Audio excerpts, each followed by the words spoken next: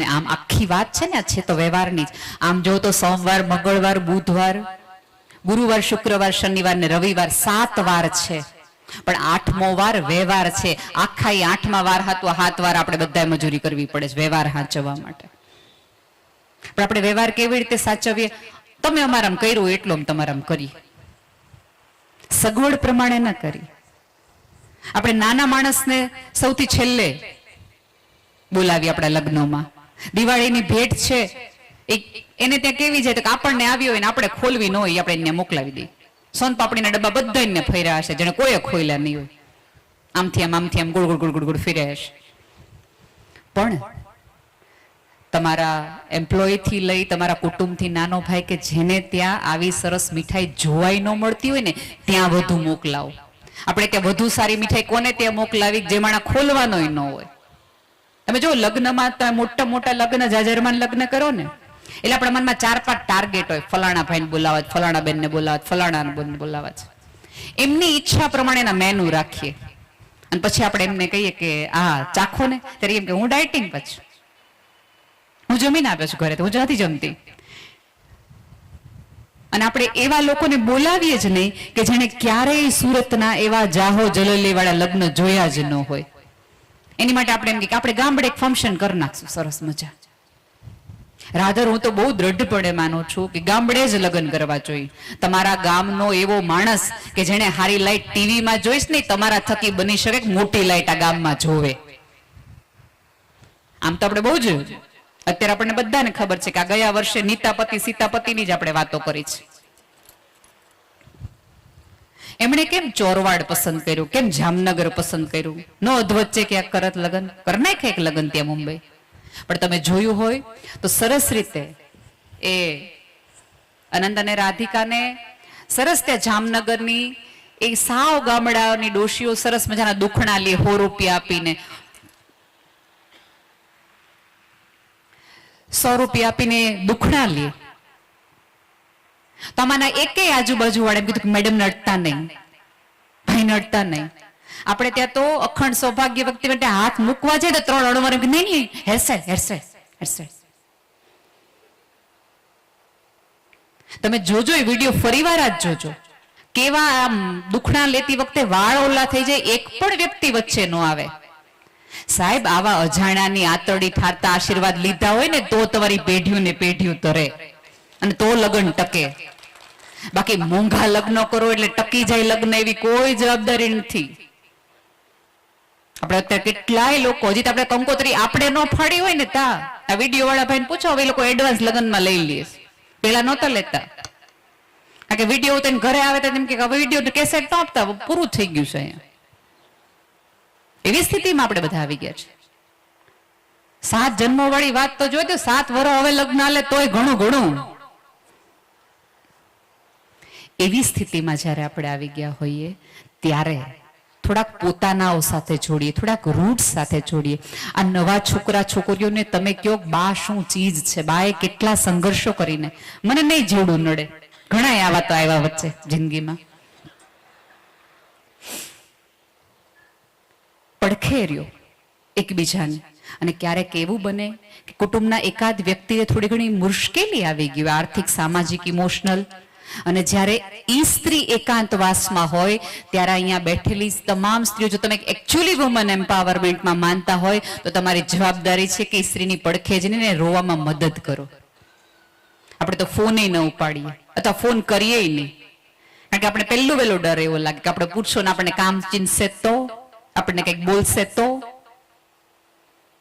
પોતાના કયો કોને તમે કે અડધી રાત્રે આવો કોઈક મુંજારો હોય ત્યાં એ બાજુમાં સ્ત્રીને જઈને પડખે ઉભા તો રહ્યો, કે જેથી કરીને એ સ્ત્રીને પોતાને હિંમત દેવાની કે હિંમત આવે કે ના ના હું આવીને ઉભી રહું. પણ આપણે એવું તો કઈ કરીએ જ નહીં. અને પછી આપણે એમ કે હું વુમન ફ્રીડમમાં તો બહુ જ માનું, નારી સ્વતંત્રતા જો એ જ કરવું જ જોઈએ, કરવું જ જોઈએ. નિભાવો થોડાક સંબંધોને તો આખી આ વ્યવસ્થા ટકી રહેશે. બાકી તો હાલક ડોલક નામની આખી પ્રથાઓ ચારે બાજુ આયલા જ રાખવાની. કોઈ કોઈનો અહીંયા ક્યારેય એવી રીતે થવાનું નથી. એવું બધા જ એવું કહે, હાલો કોઈ કોઈનું નથી થતું પણ હું થઈશ, હું જવાબદારી લઈશ. અને ઘણી બધી વખત આપણને એવું બી લાગે કે અમે આટલું કરીને પણ એને કદર નથી, અમે આટલું કર્યું ને એને કઈ, પણ એને કદર નથી, એના સંસ્કાર છે, તારા સંસ્કાર તો તું દેખાડ. એ એની ટાઈપ છે. આપણે આપણી વૃત્તિ ન છોડીએ, એટલું તો કરી શકીએ. એક વસ્તુ યાદ રાખજો, માત્ર પોઝિટિવિટીના સમાચારો કે વોટ્સઅપમાં ફોરવર્ડ રહેવાથી કાંઈ હકારાત્મકતા ન આવે. એવું બનવાનું જ નથી કે જીવનમાં નકારાત્મકતા નહીં આવે. આવશે જ નેગેટિવ વિચાર, આજે નહીં તો કાલે, કાલે નહીં પરમદી આવે આવે આવે આવે ને આવે. ગમે એવી મોટી મોટી વાતો કરતા હોય, પણ ગમે એવી નકારાત્મકતાને હકારાત્મક વલણથી જોવી કઈ રીતે ને એ શીખી જાઓ. થાય જ પીડા. ઘણી બધી, હમણાં જ મને એક છોકરાએ પ્રશ્ન કર્યો હતો.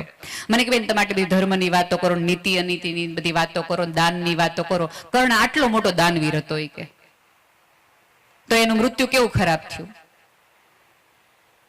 મેં કીધું સાચી વાત છે કે એનું મૃત્યુ તો ખરાબ થયું, પણ એક વસ્તુ તારું ધ્યાન ગયું કે કર્ણ પાસે ચોઈસ હતી. કૃષ્ણ જેવો કૃષ્ણ એને મનાવવા આવ્યો હતો કે હાલ પાછો, હજી મોડું નથી થયું, હું તને કહું છું. જીવન અને ઉપરવાળો તમને હંમેશા પાછો ફરવાનો રસ્તો આપે જ છે, તમારા આંગણે આવે જ છે. એ સમયે તમે નિર્ણય ન લ્યો તો તમારા નિર્ણયનો વાંક છે, તમારી નીતિ અનીતિનો વાંક નથી. ટર્ન લેતા શીખો. અને પહેલું કે જ્યારે કોઈ વ્યક્તિ હિંમતથી પાછું ફર્યું હોય તેની પડખે ઉભા રહ્યો ને, એને કયો કે તારે પાછું ફરવું તો તારી પડખે છીએ. પણ આપણે તો તરત જ ડાઉટ કર્યા રાખીએ, હજી ઓલું હશે, એમ નહીં, હજી ઓલું આમાં હશે. પોતાના છો તેવી રીતે બાજુમાં રહ્યો કે જેથી કરીને એ વ્યક્તિને સાચા રસ્તે આવવાનો એક આનંદ હોય કે ના ના છે હોંકાર દેનારા મારી પાસે. દરેક વખતે લાકડીઓ બનવાની જરૂર નથી, ક્યારેક હાથ બનવાની જરૂર છે. પણ આપણે તેવું છે કે લાકડી કોકની હોય તો આપણે તોડી નાખીએ. એની બાજુમાં 5 જણા ઉભા હોય તો આપણે સલાહ દેવા જાય, જો ભાઈ ની બધું બરાબર છે પણ આ યુગ નથી આ બધું કરવા જેવું, તો સત્ય ગમતો આવી જાય. એમ કોકે તો બનવું પડશે ને, કોકે તો ચેન્જ લાવવો જ પડશે. માત્ર ફોટામાં ડીપીમાં દેશ બચાવો, ઓલું બચાવો, સંસ્કૃતિ બચાવો, એનાથી સંસ્કૃતિ કોઈની બચી નથી. આપણે જોઈએ જ છે યુક્રેનની બધાને કેવી સ્થિતિ છે. યુક્રેનનો હમણાં એક બહુ સરસ એક કિસ્સો મેં વાંચ્યો હતો. એક 60 વર્ષના માજી પોતા, ત્યાં તો બધાને ખબર છે કે અત્યારે બધા બંદૂક લઈને ફરવાનું જ છે કમ્પલસરી, પણ એની સાથે તમને બધાને ખબર છે યુક્રેન છે સૂરજમુખીના ફૂલો સૌથી વધુ ઉગાડતી આખી દેશ છે. એણે બંદૂક તો રાખી, ગોળીઓ રાખી, પણ પોતાના બધા ખીચામાં, પેન્ટના શર્ટના બધા ખીચામાં ભરી ભરીને સૂરજના બી ભરી દીધા. એટલે પત્રકારે પૂછ્યું કે આ તમારે ગોળી ભરવી જોઈએ, તો કે છે ને હાથમાં ગોળી છે જ, બંદૂક છે જ. એ કે તો તમારે શું ભરો છો બધા ખિસ્સામાં? તો કે આ ખિસ્સાની અંદર મેં સૂરજમુખીના બી વાવ્યા છે. દુશ્મન મને મારશે પછી મને દાટશે, મને દાટી દેશે ને તો આ બી છે ને ફૂલ દઈને ઉગડશે અને ત્યાંથી કોક એમ જશે કે આ યુક્રેન છે, આ વૃત્તિ છે. એમ તમે સુરતમાં, અમેરિકામાં, મુંબઈમાં ક્યાંય થાય, તમારા વલણના કાળે એમ કેવું આવજો કે આ નાવડા વાળા લાગે છે, બાકી આટલી હારપ નીકળે નહીં. દાટી દો ને તો ઉગવા જોઈએ ફૂલની જેમ, અને એ ફૂલ જોઈને કોઈક રતું બાળક છે હસવું જોઈએ, કોઈ નિરાશક થઈ ગયેલા વ્યક્તિને પીળો ફૂલ જોઈને આનંદ આવવો જોઈએ, જીવવા જેવો જ છે. કે જેને જીવનના નારે હાવ માંડી વાળ્યું, મરી જ જવું છે, જીવવા જેવું છે નહીં. સાહેબ માનો કે ન માનો, આ પૃથ્વી પરની આત્મહત્યા છે ને એ માણસાઈની આત્મહત્યા છે. કે 8 અબજની વસ્તીમાં એક માણસને એક માણા ન મળ્યો જેને અડધી રાત્રે કહી હકાય કે આ તકલીફ મને છે, આમાંથી મને કોઈક બારનાર ઉગારનાર મળો. બસ ઉપરવાળાને પ્રાર્થના કે તમારા સૌની દિવાળી એવી ને એવી સુંદર જાય કે તમે એકબીજાનું મહત્વ સમજતા થઈ જાઓ.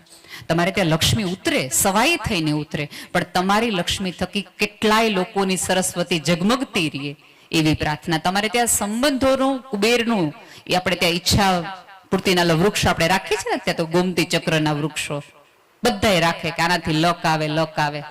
એમ લક ન આવે. તમારા ઘરે વાઢિયા પડેલી સ્ત્રી ને ઉપર મલમ લગાવી દો ને તોય લક્ષ્મીજીની મેળે આવી જાય. આપણે ત્યાં મેં કીધું ને કે ધર્મને સમજાવ્યો નહીં કોઈ, આપણે ત્યાં દરેક ધર્મની વૃત્તિને, દરેક ધાર્મિક પ્રવૃત્તિ પાછળ એક આમ જુઓ ને તો સામાજિક મનોવિજ્ઞાન છે. કેમ નિવેદ બધાય ગામડે જ કરવાના? કેમ છેડાછેડી છોડવા માટે તમારે ગામડે જ જવાનું અને ત્યાં બધાને જમાડવાના?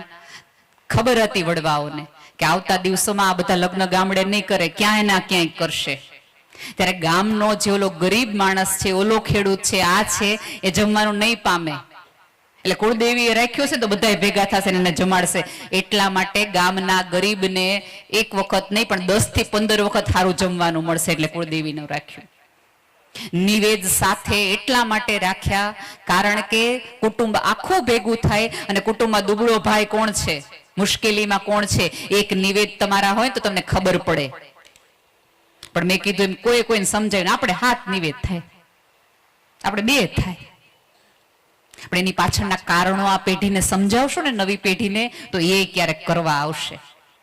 નહીં તો એમ કહેશે કે હવે અમને કેવા બધા માનતા નથી. કુટુંબની સારી વાતો વાર્તાની જેમ કયો. પણ આપણે તો કેવી રીતે કહીએ, બાનો સ્વભાવ આવો પહેલેથી જ છે, તાર મગજમાં ન લેવો. એ દાદા બોયલા રાખે. એની બદલે એને કયો કે બેટા દાદાનામાંથી આટલી વાતમાં ક્યારેક ક્યારેક કડવાશ એટલા માટે આવી જાય છે કારણ કે એને જીવનના મીઠાશનો અનુભવ જ નથી થયો. એને ખુલ્લા પગે આ રોડ ઉપર પસાર કરતું, જેને રોડ જોત ને ત્યાં કાંટા હતા, આ કેડીઓમાંથી રસ્તા આ પેઢીએ બનાવ્યા છે. એટલે ક્યારેક ચામડી ઉખડી જાય તો રાડ નીકળે. આપણે તો સીધી ચોથા માળે દે ને જગત સારું જ દેખાય. અને એક વસ્તુ યાદ રાખજો, બાપના ખભે મેળા રૂડા જ લાગે. એ તો ઉતરો તો ખબર પડે કાદવ ને કીચડ કેટલી છે ખભાથી. પણ જગતના કાદવ કીચડ આટલા બધા હશે તો જગતમાં બધે ગાલી ચાવા નહીં તમે પાથરી શકો. તમારે જ હકારાત્મકતાના સ્લીપર પહેરીને આમથી આમ હોન મારતા જાવ ને, સાઈડ કાપતા જાવ ને પોતાનો રસ્તો કરતા જવા. સાદી દિલ છે આ જગતની. બાકી બધું આવું જ રહેવાનું છે. ક્યારે કોઈ દિવસ સંપૂર્ણ સતયુગ નહોતો ને ક્યારે સંપૂર્ણ કળિયુગ નહોતો. બધા યુગમાં બધા યુગ હતા જ. રામના યુગ વખતે હું વાંધો હતો ભાઈ?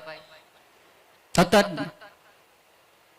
તમારી હાથે, તમારી અંદરથી રામ નીકળે કે રાવણ, એ તમારી વૃત્તિ ને તમારા સંસ્કાર છે. બાકી બધી વાતું છે.